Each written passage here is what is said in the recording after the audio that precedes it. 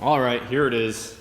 The wrist and elbow follow along that you guys have all been waiting for. I know that some people have been waiting in anticipation more than others. So we're going to be going over wrist and elbow exercises.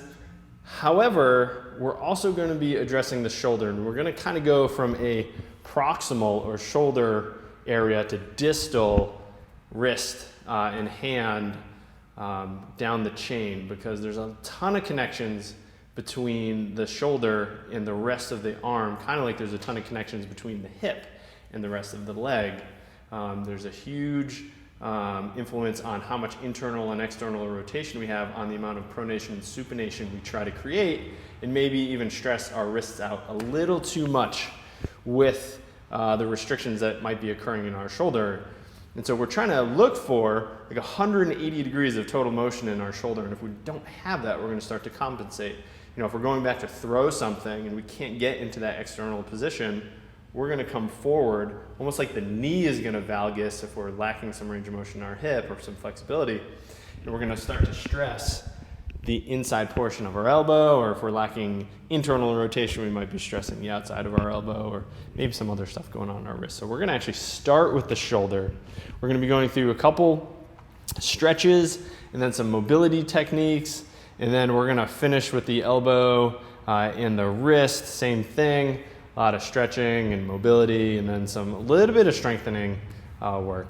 And then ultimately ending with a couple recommendations for what you can do if placing weight on your extended wrist is bothering you. A lot of yoga and a lot of push-ups and things like that can bother people if they have their hands on the floor, because we need that 90 degrees or close to of wrist extension to be in that position. So something that we want to address, because sometimes there are bony changes in our wrists, some arthritis and other previous injuries that can cause a lack of extension, and then we have to make some modifications. And so I'm going to show you a couple ways to do that. Nothing too extraordinary there, but might really provide you with some relief and allow you to continue to exercise. So we're going to get to it. I'm just going to put the microphone down, and we're going to start off actually with a sleeper stretch. We're going to be stretching out the posterior shoulder, trying to gain some internal rotation. And if I haven't said it already, you're going to want to grab a towel and 2 yoga blocks if you've got them. If you don't have 2 yoga blocks, maybe a couple rolled up towels will help you out. So we got this here. We're going to be using all that stuff in a couple minutes. So the first thing we're doing is stretching out the backs of our shoulders with the sleeper stretch. It's going to be for 60 seconds on each side. And so you are going to be down here, you're on your side. I'm going to use the yoga block for a pillow, because why not? So you're going to have your arm directly out in front of your chest, and you want to have your chest vertical up towards the ceiling. You don't want to be rolled back, and you're definitely not going to want to be rolled forward, because that can actually increase the amount of pull in the back of your shoulder. It might be a little bit too intense at first. So we want to then bend our elbow, so our hand is pointed up towards the ceiling. You're going to take your top hand, and you're going to push down. And you're going to push down towards the floor, and we're just going to hold it here. We're going to hold it here passively for about 60 seconds, and then we're going to pop right into our first exercise while we're here. And that's an end range isometric exercise. So we're going to be creating force without moving our arm.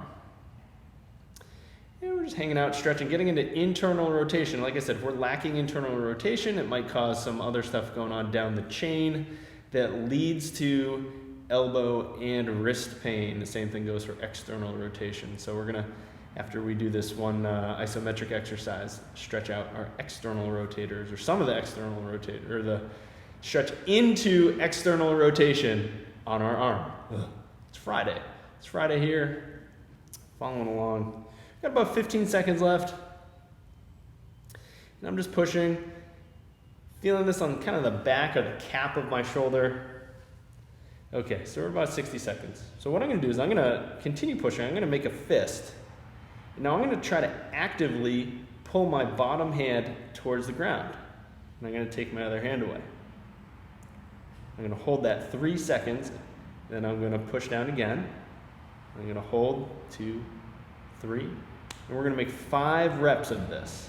So pushing down, 1, 2, 3. And so we're holding that new end range that we have through the stretching. We got one more left, and then we're switching to the other side. Great. And so we're building into our motor program that new range of motion. Because if you just stretch and then don't do anything with it, your body's like, oh, that was cool, that was nice, but I don't know what to do with it. So you have to start to use your motor programming and motor planning to try to solidify the gains that you just got. Now we're going to do the internal rotation stretch again, the sleeper stretch, and maybe you notice that there's a difference side to side. I think there's a little bit more of a difference side to side on me. But we're just holding here 60 seconds, and then we are back to that end range isometric, working on your internal rotation. And oh, this one feels a lot tighter on me. At least I feel a bigger stretch in the back of my right shoulder than I do my left. And so we're just hanging out. We got the 60-second stretch. Once again, addressing issues in the shoulder that might be causing problems in our elbows and wrists. We got about 15 seconds left, nothing crazy. And then we're going to do those isometric holds.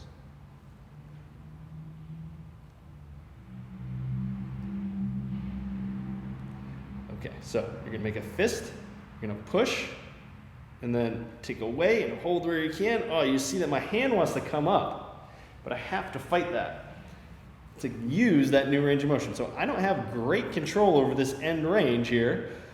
I'm going to brace my trunk, push, push, push, hold, 1, 2, 3. Oh, so this side is a lot harder for me to actively hold this range of motion. I can passively get there, but I'm not showing that I have the great control over that range of motion yet. So this is probably something I should spend a little bit more time with, and also might be, a reason why I'm having some right shoulder pain. All right, here we go. 2, 3. This is infinitely harder than the left side for me. Great, and I think I got one more left. Push, and 1, 2, 3. All right, so this is not the only thing we're using a yoga block for today. Get my other one while I'm down here. And now we're going to be going over a pec stretch for the muscles in the front of your chest, but also it's going to stretch out your deltoids.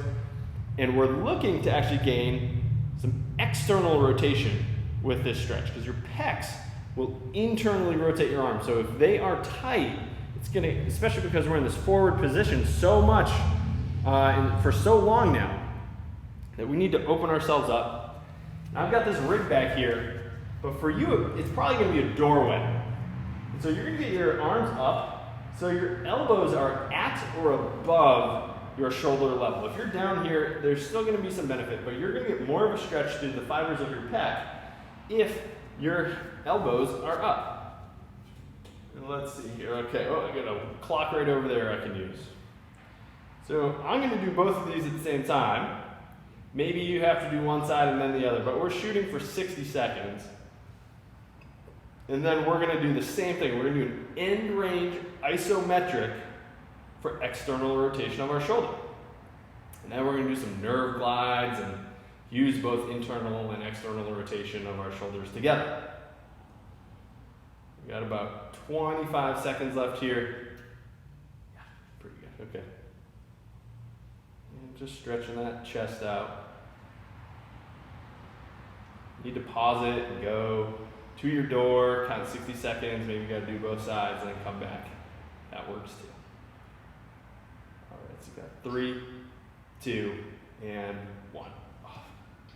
Now I have a little bit of numbness and tingling in my hands, and that's okay. We're putting a lot of stretch on top of some of the nerves that go down your arm to supply your hands. Now if it becomes like too intense, like is it 8, 9, 10 out of 10 pain, that's when you're going to want to back off with that one. But we're now going to go into a position, let that siren go, we're now going to go into a position that allows us to use that external rotation at its end range. So I'm going to show you a repetition or two, and then I'm going to have you try it on your own, but you're going to probably want to follow along here, or watch, before you go and do this. And so what I've done is I have laid these out in an L on the ground, and I'm going to be resting my shoulder on the one closest to me and my forearm and elbow on this one. And then I'm going to be pulling my hand back, going into external rotation, kind of like I was pulling down into internal rotation. Well, now I'm going to be pulling into external rotation, trying to lift my arm off of this block. And so just let me do one of these, and we're going to be doing a 3-second hold at the top. So I'm down on my stomach. My shoulder is kind of on this block. That's pulling me into retraction, getting my shoulder blade into a really good position to produce external rotation from. So I'm going to support my elbow. I'm at about a 90-degree bend at my elbow and between my upper arm and my torso. Okay, so my elbow's not down here. I'm up here. You'll see it comes kind of straight out of the shoulder. And from here, I'm going to make a fist, and then I'm going to lift my arm. So I'll show you a couple reps, and then we'll do 5 more. Okay? So I'm here. I externally rotate. 1, 2, 3, and then I'm down, resting. And then here. And resting. I'm supporting my head with my fist so I can keep my neck in a good posture as well. If you want a pillow or maybe even another yoga block, feel free. So we're going to go through 5 reps, and then we're going to spin around and do the other side.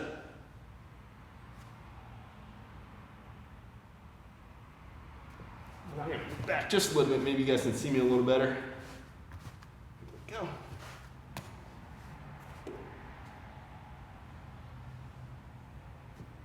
Got 3 more left.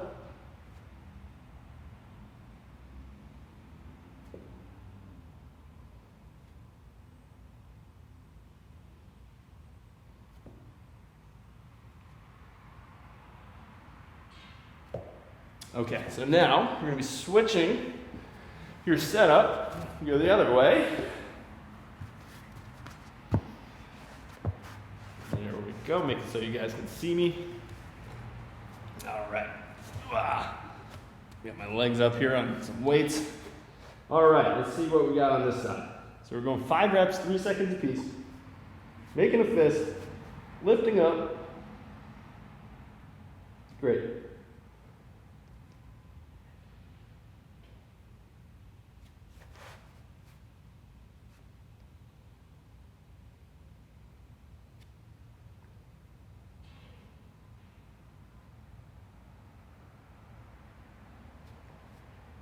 Trying to get as much range of motion as you possibly can in holding.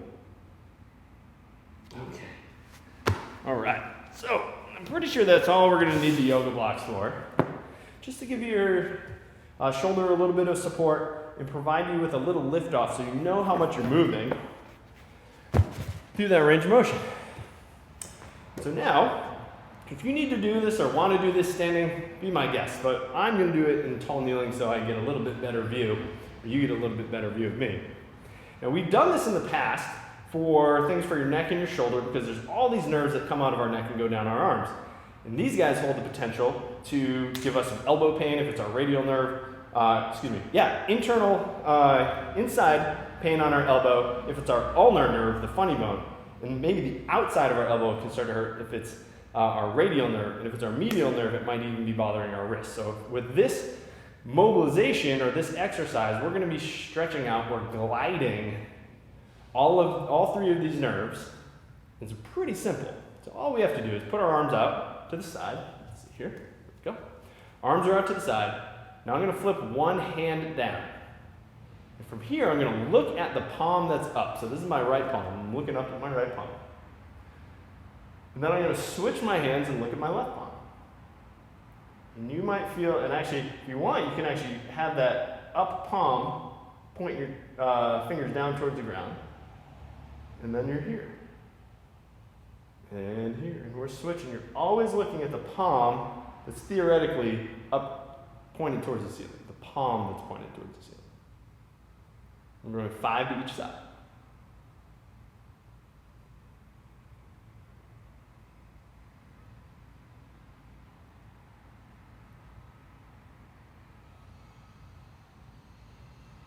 I get a big stretch on this right side, but not much on the left. And we got 5. Okay. And that one's actually okay to do throughout your day. If you want to break up your sitting with that one, because we're so hunched forward, the external rotation is actually going to open up your chest, kind of like the pec stretch will. But if you don't have something to grab onto, you can also do these, they're called Eqyptians, to get some stretching through your chest, pulls your shoulder blade down, but also glides those nerves that come out of our neck and go down and might be giving us elbow or wrist pain. So we've done 5 Eqyptians, and now we are going to be doing some mobilizations. We're moving a little bit down the chain, doing a little bit of mobility work for our elbow, some gapping to just open up the joint a little bit. So this is a very general technique, and this is where you're going to want your towel or face cloth. And you're going to take this guy and you're going to put it right in your elbow pit. And all we're doing is flexing our elbow and giving a little bit of pressure, and then relaxing. So sometimes if you're having posterior elbow pain over this little hook thing called your olecranon, this can help maybe get a little bit of space in that joint and provide you with some relief. And I'm not pushing very hard. It's like a medium pressure, okay? A hard pressure would be something that might injure me. And I'm just pushing, and you'll see. That's it, just a little bit. Just kind of crush that towel a little bit more passively. We're going for 10 reps. I'm not using my arm to flex. I'm using my free hand to push. And that's it. We're just gapping the elbow. This is a technique that you can actually do for your knee too. If you're having anterior knee pain, just throw it behind your knee and pull. That can help out, relieve some of the pressure in the front of your knee. We got one more. All right. And so we're going to go to the other side. I'm right in front here, and I'm just pushing.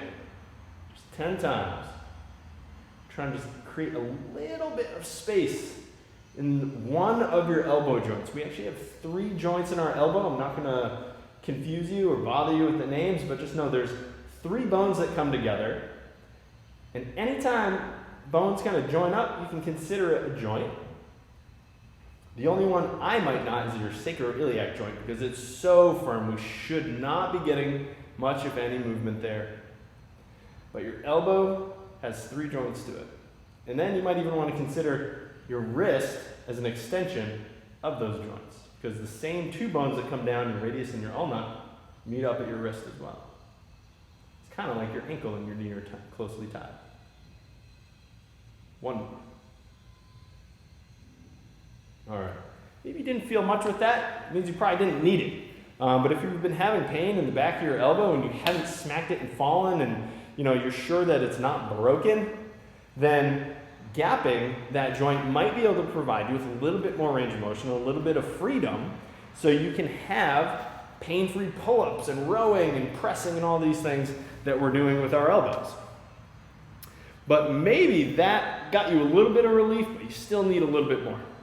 And so this technique that I'm going to show you is another mobilization for the olecranon, but you're going to have to use your other hand to provide some resistance, because typically I'd have somebody do this with a jump stretch band. I think that purple one right there is a good example, but even harder. So like 100-pound resistance in the elbow crux.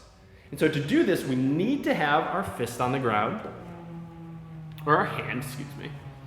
Let's say it's my right elbow that's bothering me. I'm going to push right in that elbow pit with my left hand. And I'm going to be going through this motion. I'm going to be flexing and extending. And I'm going to resist as I extend my elbow. I'm going to be pushing with my left hand. So as I go here, I'm pushing. I'm already getting cracks in my elbow. And that's okay. We're going to go for 10. And so I'm pushing my hand this way to the right, and I'm pushing my right elbow to the left. And I want to overcome the pressure I'm providing with my left hand.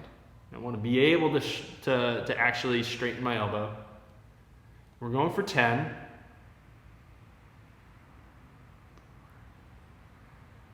5. And I'm really pushing. 6. Our triceps are strong muscles. You should feel like you're working in the back of your right arm. and 10. Now I'm going to switch. I'm going to provide a little bit of resistance. As far as your hand position goes, for the one on the floor, I just want you to go into a position that you're comfortable in, okay? Going with your hand turned out here probably isn't going to be very comfortable because you're going to get some jamming up in your wrist. But if you internally rotate your arm, you should have plenty of range of motion to help you flex and extend. I'm just right in the middle of that joint. I don't want to be below the elbow and I don't want to be above. I'm just right in the middle of it.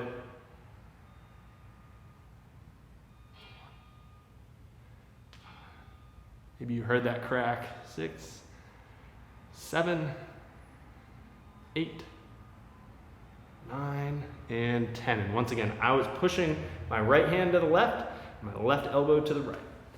And I was just kind of reinforce a little bit more of that gapping in the joint to provide a little bit more pain-free movement with flexion and extension. We're going to continue with the self-mobility or self-mobilizations for the elbow and the wrist. I actually have to set up something just so you can maybe see me a little bit better.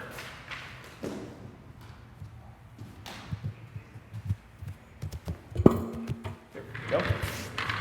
Okay, so this could be a table, could be a bench, could be a massage table, whatever it is. Could be the floor if you're really flexible and bendy and get yourself in good position. But maybe you're lacking the ability to pronate and supinate your hand. Okay, maybe this bothers you. Now we should have roughly 80 to 90 degrees of both of these. So I should be able to take my upper arm, stabilize it, completely flip my palm down, and then the other way. If you can't do this, or maybe it hurts, maybe it's not actually your wrist that's the issue. Maybe it's something going on in one of these 3 joints up in your elbow, and some of these techniques are going to help you maybe gain some of that internal and external, some of that pronation and supination. Maybe take some of the pressure off the distal wrist, the wrist that's farther away from your body. So what I'm going to do, if I was holding a drink, you have this muscle that pops out called your brachioradialis. I'm going to cover that up, and I'm going to put my hand back down onto the table. And I'm going to just grip lightly, okay, 50% grip, and I'm just going to pronate and supinate. And I'm not going to move my top hand. I'm just gripping, maybe gripping the muscle, maybe I'm getting a little bit of the radius, but I'm providing a little bit of a horizontal mobilization to the area, giving a different input into the system to maybe get a little bit more out. We're going 10 total. I think I'm at 8. Now, if you really want it, you can give yourself a little bit of a lateral mobilization, very gentle. You can dislocate the bones of your elbow, okay? So this is something that you want to just kind of ease into. You want to be cautious. If you have any questions or doubts, you definitely should go and see your therapist, see your chiropractor, see your doctor, your osteopath, someone who's qualified to be doing this to you, and have them maybe work, go through a nice thorough evaluation, see what's limiting you, and then they can do the mobilizations to you if they're needed. A lot of self-care can be really beneficial for the elbow and the wrist. So I'm just giving gentle pressure, okay, gentle grip and a little bit of a push. And now I can't fully pronate, and that's okay. Because as soon as I take that mobilization away, I can get there, no problem. Now I could do that before too, so it's not like I've miraculously gained this range of motion. But if you're having limitations in your pronation and your supination, this technique might be very beneficial for you. So once again, just providing a little bit of a push laterally, and just 10 times. At the very least, you're giving yourself a little massage to the extensors and some of the flexors of your wrist, okay? And so we might be able to gain a little bit of motion just by doing that. So let's see where I'm at here. So it looks like I have pretty good pronation, pretty good supination. I do have a previous wrist injury from, I believe, 5 years ago. I injured tissue on the outside, actually on the medial side of my wrist called my TFCC. It stands for a lot of stuff, but basically know that it's some cartilage, and I tore it playing tug of war, of all things. So I'm going to go here. I'm going to provide that that lateral push, very gentle, with a little grip to that muscle, and just pronate and supinate 10 times.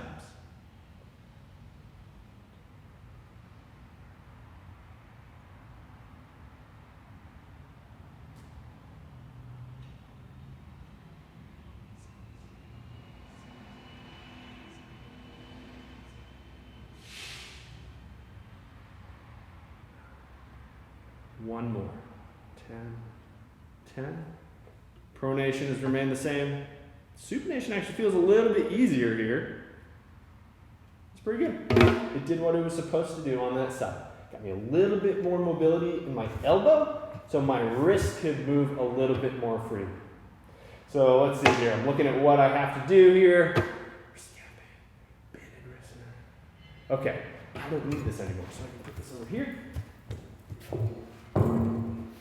All right, so biggest complaint I get about the wrist is that it hurts to weight bear.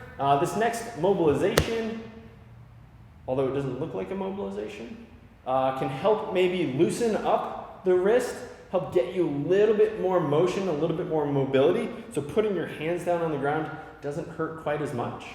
And we're gonna do 5 of these on each side. And all you're gonna do is you're gonna imagine you have a screwdriver in your hand. And as you screw and put your palm up towards the ceiling, that's called supination. You are going to supinate as much as you possibly can. So you're going to screw that screw in. You're going to bring your palm up towards the ceiling as much as you can. You're going to then bring your elbow to 90 degrees and bring it in towards your chest. I'm going to take my other hand from underneath. It's getting just wacky, okay? Very, very complicated. But if you follow along, screwing the screw in so your palm faces up. 90 degrees at your elbow. Hand comes in towards your chest. Other hand comes to provide resistance. And you're going to try to screw the screw in even more and do a bicep curl. So I'm coming up here and then relaxing. And then you screw in more and curl and relax. And we're going to go for 3 more. Screw it in more. Curl. 2 more. Screw. Curl. Oh, I'm providing a ton of resistance here. Last one. Okay. And we're mobilizing both the radius and the ulna, and trying to get a little bit more freedom in the wrist so you can put your hand on the ground a little bit more comfortably. But now it's time for the other side. So we're screwing in, right? So my palm is now facing up towards the ceiling, supinating, bringing my elbow to 90 degrees and in towards my body, and now I'm bicep curling. I'm screwing in more and bicep curl. And it's just like a 1-second hold. And we have 2 more to go. Last one. Okay. All right. So, we're waking things up. We're getting things moving in the wrist. We're still trying to shoot for that roughly 90 degrees. I'm a little short there, maybe 85. That's pretty normal. Normal is actually somewhere between, I believe, 75 and 85 degrees of extension. I like 90 because it means that I can weight bear a lot easier through my hands, but we got to take what we can get and then make some modifications if needed. So we're going to do probably the simplest mobilization to the wrist. You want to be mindful of how much pressure you're applying when you do this, but you're basically, if I'm doing this to my left wrist, I'm going to take my pointer finger and my thumb of my right. All I'm doing is squeezing right in the middle of these 2 bones, okay? We have our ulna and our radius, okay? Radius, ulna. I'm squeezing right in between. And I'm providing a little bit of something called gapping or distraction. And so I'm actually having my hand move away from my lower arm. So I'm gapping, and then I'm going to go side to side. I'm going to deviate, it's called. Now I'm going to extend and flex. And I'm squeezing, flex and extend, deviate, rotation. You might feel some cracking and popping in there, and that's okay. We've got some discs in our wrist that might move a little bit. We've got those bones. We have a ton of tendons and ligaments. It's okay to feel that. Now, if you're getting numbness and tingling in your hand, you want to back off a little bit on that pressure. You're basically giving yourself carpal tunnel at that point, or simulating something like carpal tunnel at that point, if that's what's going on. And we're just moving for about 30 seconds. And now I'm gonna go to the other side and do the right side, and right away I just got a nice little pop, a little crack. And I know that if I have been doing maybe some push-ups or high planks, that I can just simply push, and getting back to that left wrist injury that I've got, I have to do a little bit of a mobilization and some extension, and that gets me the range of motion and the mobility I need to get into those positions. So there's no real rhyme or reason to this one. You're just giving yourself a gentle squeeze, and you're going in all different directions. If you want, you can go around your wrist. I don't recommend it as much because it puts a little bit of a tourniquet effect, and you're more likely to get that numb and tingling into your hand. So I like do that little squeeze for the distraction, and then just moving it around all directions. Test out all those corners of your wrist, and you're going to gain a little bit more mobility. And so we're going to be popping down to the floor for the last mobilization, and then we're going to finish with 2 stretches for the wrist flexors and extensors. So once again, this is something that I typically do with one of those jump stretch bands, but because not everybody has those at home, we're just going to be providing the mobilization with your opposite hand. And you're going to take your hand, you're going to internally rotate your arm, and now I'm going to mobilize with my right hand, okay? So I'm going to be pushing into my arm, okay? So I'm pushing in the opposite direction of my fingers, okay? So my fingers are faced this way, my direction of push is that way. And I'm pushing, you can see I'm actually moving my hand a little bit, and then I'm gonna extend by moving my body. Push and extend. And typically I'd have one of those big rubber bands from here pulling me in that direction, providing that glide the entire time, but I'm gonna reset after each one with this. So I push, and then extend. Back a little bit. Push and extend. And if this or any of this stuff is bothering you or making your wrists hurt a little bit more, I want you to stop, okay? There's no sense in doing things that piss off your wrist and elbow even more. Find those things that work for you and stick with those. Maybe this isn't the mobilization for you. Maybe it's all that other stuff we did at your elbow. One more. All right, and then we switch. So once again, my fingers are pointing this way, so I am pushing that way. Pushing my forearm and extending. Push and extend. 10 repetitions.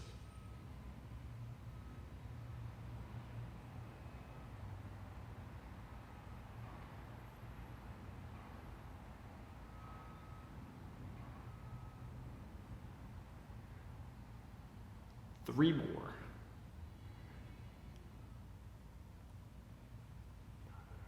And last one. 10. Okay.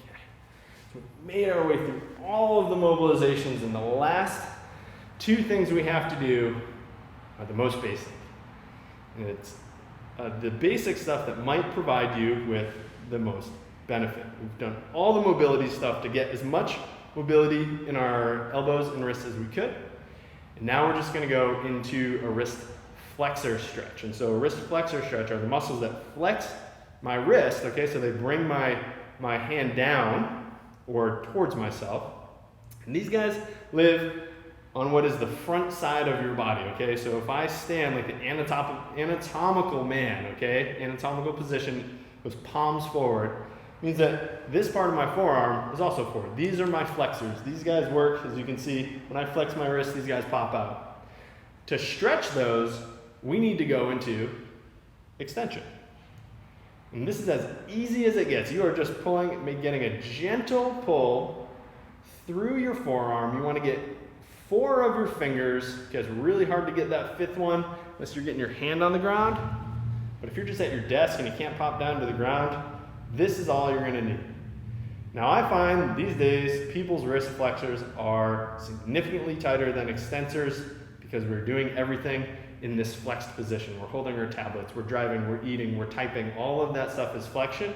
And so stretching them out is going to be really important if you're having wrist and elbow pain. This is something that you can do every 30 minutes at your desk. Maybe you're stuck sitting in traffic and it's like, oh, what can I do? I can't get out of my car. I can't stretch out my hip flexors, so what can I do? I can actually stretch your wrists because most of us are pretty tight through here, myself included. So I feel a great stretch in the palm of my hand, not getting numbness and tingling. That was about a minute, so we're going to switch. We're going just to the other side, stretching those flexors out, and then we'll get to the extensors, and then we're done. Remember, you want stretching to be something you want to do again. If this is absolutely excruciating, back off a little bit. See if you still get a stretch, if you can still get one, but not have it be really, really painful. I like to tell people to keep their stretching at about a 7 out of 10 or below, so they want to do it again.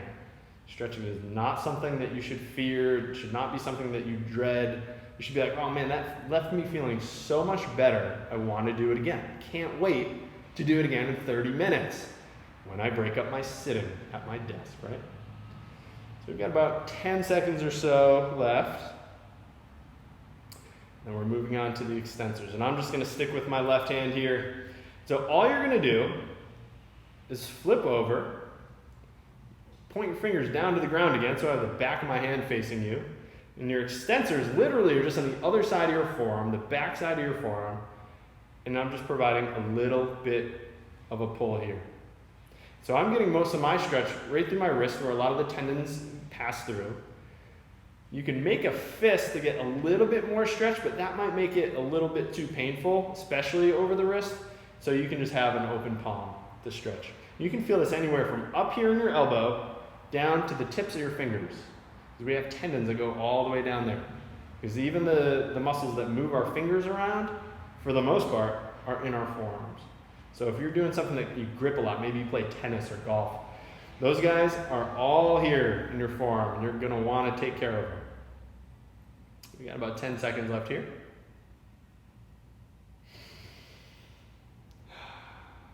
And we're switching for the last stretch of the day. Made our way through the first wrist and elbow follow along. I gotta say, this feels pretty good.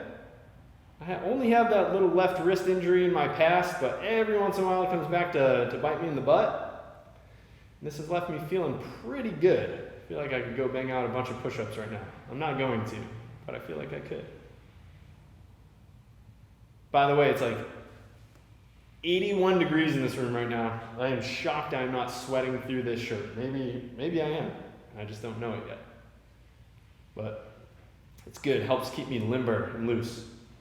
So one thing you do want to be aware of, by the way, before we finish here, is that when you're stretching out your wrists and your forearms, it's important that you don't get here. Okay, so we want to keep that shoulder down. You can do this kind of down in front of you, and even with the wrist extensor one, down here, just to relax your shoulder. Okay?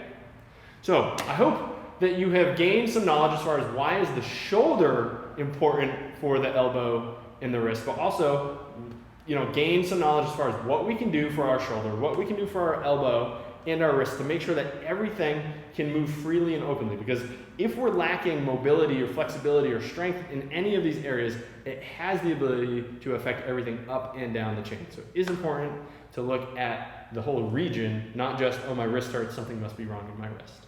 So that was today's follow along for the wrists and elbows. I hope that you found it helpful.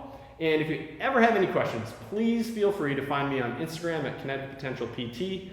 Hit up my direct messages, or you can find me through my email address at kineticpotentialpt@gmail.com or the website, kineticpotentialpt.com. So reach out if you have any questions, hit me up, and thanks for following.